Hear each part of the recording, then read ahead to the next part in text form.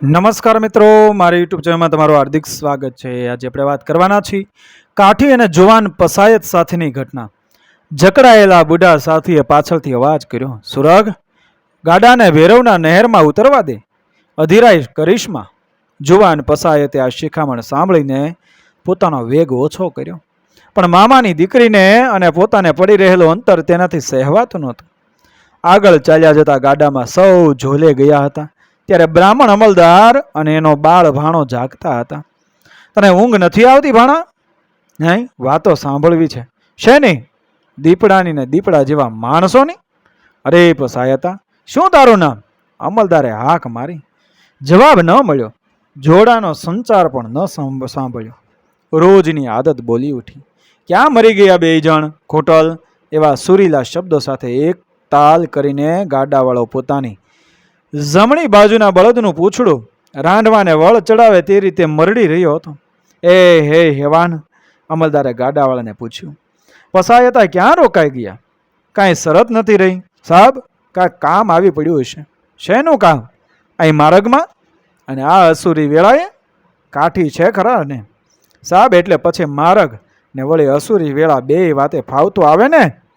ગાડાવાળો ઠંડે કલેજે પછવાડે જોયા વગર બળદના પૂંછડાને કુણા કરતો કરતો અડધું સ્પષ્ટ અડધું અસ્પષ્ટ એવું કશુંક બોલ્યો જતો હતો। અમલદારે ગાડાવાળાનો કાન પકડ્યો અને જંકશનનો ફાયરમેન જે રીતે ટર્ન ટેબલના સંચા પર એન્જિનને ફેરવે તે રીતે એનું માથું પોતાના તરફ ફેરવી ક્રોધમાં કહ્યું, ગોટા શું વાળી રહ્યો છો? રોચા, અડબોત ખોઢોકું? પહાડ જેવા મોટા ખૂની ખૂટડાને એક પાળેલ કૂદતાની પેઠે શાસનમાં રાખવાની હિંમત ધરાવનાર ખેડૂત પોતાથી નીચા કદના આ માનવીની હાક પાસે મેઢું બન્યો। બોલ્યો, સાહેબ, આ જગ્યા વંકી છે, 5 રૂપિયાના પગારમાં કાઠીને ન પરવડે। કોઈક અભાગ્યું મુસાફર સામું મળ્યું હશે, તેને ખંખેરતા હશે બે જણા। શું મોટા બાપુ? ભાણો નવી વાર્તાનો મર્મ પકડવા આતુર બન્યો। છાનો માનો બેસ છોકરા, આલે આ મારી કિરીચ સાચવ। એટલું કહેતો અમલદાર ચાલતે ગાડે નીચે ઠેક્યો ને એણે ગાડાની પછવાડે આંટો માર્યો। ગાડું તે વખતે ભૈરવનું નેરું નામની એક સાંકડી ઊંડી નદીનો ઢાળ ઉતરતું હતું। હા, ગાડામાંથી મહિપતરામ જમાદારની પત્નીએ એ સસરાની અદબ સાચવતે બૂમ મારી, તમે એકલા ક્યાં ચાલ્યા? નથી જવું, પાછા ગાડે ચડી જાઓ। લે બેસ હવે વેવલી। ગાડાની પાછળથી બેપરવા જવાબ મળ્યો। જુવાન પુત્રી હેપતાઈ ગઈ। તાજી સુવાવડી હતી, તેથી એની ચીસ વધુ દયાજનક હતી। બાપુ, પાછા વળો, મારા હતું ગાંડી, મારી છોકરી કે? ગાડા પાછળના દૂર દૂર પડતા અવાજે પુત્રીને સોગંદ શબ્દ પૂરો કરવા ન દીધો। એ બંનેને હિંમત આપતા ડોસા ગાડામાંથી ઉતરવાનો પ્રયાસ કરતા ફક્ત આટલું જ બોલ્યા, વહુ, મહિપત તો મારો દીકરો છે, જાણો છો ને?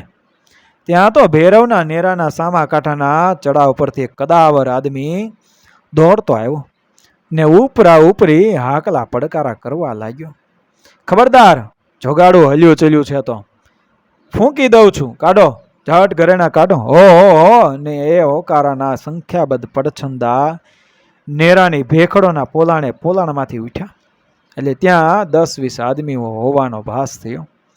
ને પાછળે કાંઠેથી બીજા વિશેષ મર્દોનું જૂથ ચાલ્યું આવતું હોય તેવો પ્રભાવ પાડતી વિવિધ સ્વરી આંકો સંભળાય। ઓ મારી બા કરતી એક ઝીણી ચીસે ગાડાના જાણે 2 ટુકડા કરી નાખ્યા। એ દીકરી કરતી માતાએ કાળી ચીસ પાડનાર પુત્રીને ખોળામાં લપેટી। સામે ઉભેલા માણાના હાથમાં બંદૂક જેવું કશુંક હતું। એ રસીનો છેડો તાજા લોહીના ટીપા જેવો એ સળગતો હતો। કોણ છે? એ અવાજ ભાણાનો હતો। ભાણો ગાડાવાળાની બાજુમાં એ ઊભો થઈ એ કિરીચ ખેંચતો ગયો, હવે કોણ ના દીકરા, તારી માને કહે કે જટ દાગીના નાખી દે નીચે। એટલું કહેતા તો એ બોલનારના કંઠમાં પાછળથી ઓચિંતો કશીક રસીનો ગાળિયો પડ્યો ને નીચેથી ખેંચાતા ગાળિયાને જોરે પહાડ જેવડા એ આદમીની ગરદન એ મયુરાસનને પંથે પાછળ બંકી બની ને એની કમર પર એક જોરાવર લાતનો પ્રહાર પડતા એ લૂંટારાનું મયુરાસન આગળ વધ્યું।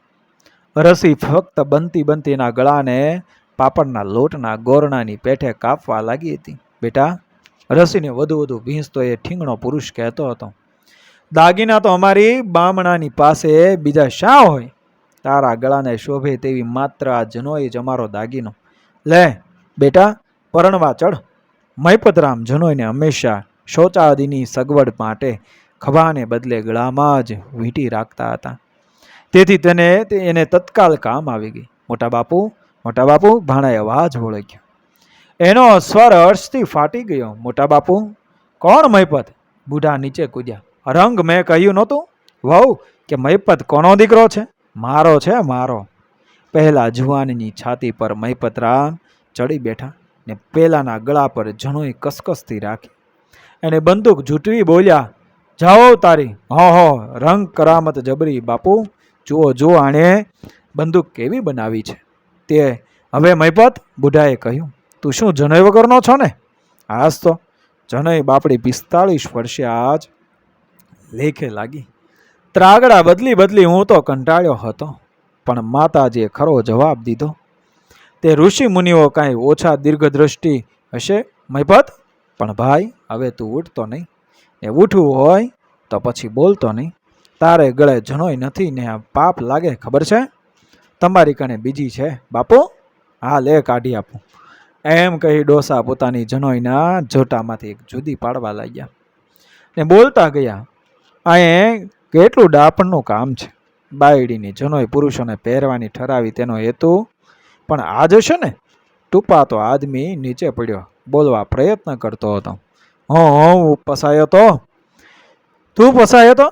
તારાઓના તેજમાં ઝીણી નજરે જોતા એ લૂંટારો ઓળખાયો. અમલદાર નીચે ઉતરી ગયો, પહેલાનો ટૂંપો કાઢી લીધો. એ અધમુઆને ઊભો કર્યો અને એક તમાચો ઠોકીને કહ્યું, ધૂળ પડી આ ધીંગાણામાં. મેં તો ગર્વ કર્યો તો કે કોઈક મીર માર્યો મેં આજ. હટ બેવકૂફ! પેલો હજુ ઊભો નહોતો રહી શકતો. એને ઉપાડીને ગાડાની ઊંધ ઉપર નાખ્યો. ગાડાના આડા જોડે જકડી બાંધ્યો ને પછી એ ગાડું હંકાયું.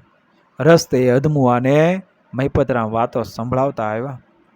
ગાંડિયા, તે માન્યું કે તું કાઠિયાણીને ધાવ્યો છો ને મેં તો કોઈ કુંવર બામણીનું જ દૂધ પીધું છે. પણ બચ્ચા, તું ને હું બે આ જો આ પહાડને જ ધાવ્યા છીએ. તું ગીરને ધાવ્યો તો હું ઈડરિયા ડુંગરને ધાવ્યો. નકર ગુજરાત છોડીને અહીં હું એ કાઠીઓને માથે જમાદારું કરવા ન આવ્યો હોત. દીકરા, મારા પહાડને ખોળે બામણ, કાઠી અને હિંગતોળ એવા ભેદ નથી હોતા. હો કાઠીભાઈ. મિત્રો, વિડીયો પસંદ આવ્યો મારી ચેનલ સબસ્ક્રાઈબ કરો, ફોલો કરો, શેર કરો. મળી આવી જ ઘટનાને પ્રેરણાદાયક વાર્તાઓ સાથે આગળના વિડીયોમાં. બન્યા રહેજો મારી ચેનલ સાથે. જય શ્રી કૃષ્ણ, રાધે રાધે, જય માતાજી.